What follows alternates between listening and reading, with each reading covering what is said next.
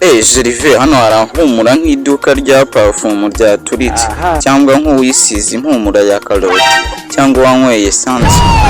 Kira nyine uyu munsi ndafata umukobwa witwa Nadia. Namwandikiye kuri Instagram mubwira ngo ari nka comment ya YouTube.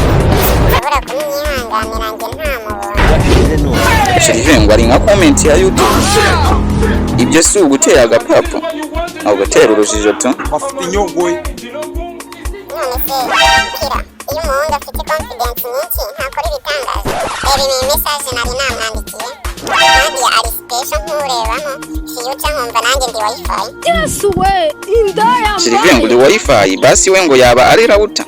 Ako sha Jerive ubwo urajya kumusaba ko mubana ukamutangirana n'ubusazi ufite. Kira reka ari n'igihe namubwiye ngo ndifuza kukunywa nk'amazi kuko uri hydrogen y'ubuzima bwanjye.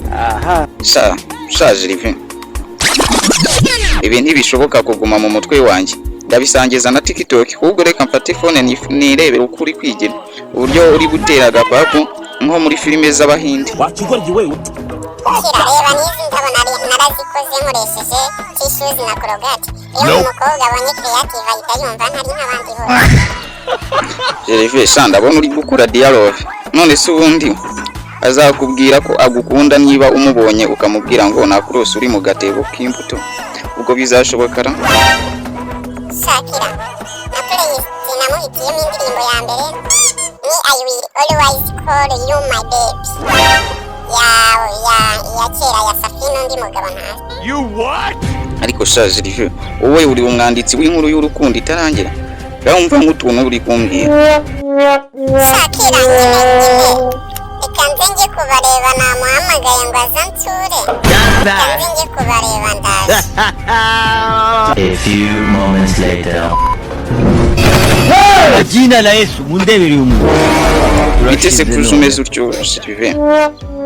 Shakira yaje ari kumwe n'umusore wa Moscow ufite tattoo ivuga ngo Dia in love.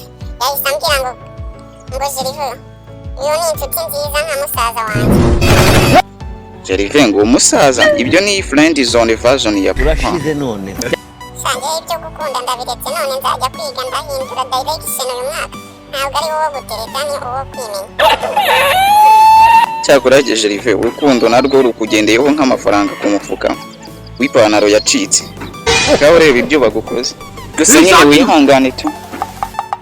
Shakira nyine ndarase tu ariko bimaye isomo sinzongera gukundana n'abantu duhuriye kuri social media. Ega turiya dukobwa henshi tuba ari inshinzi. So ubwo naguze ukuntu ahise anyakira nizo mpamvu nje niruka sinuma yinjira no mu rugo. Gusa nyine bimaye isomo tu.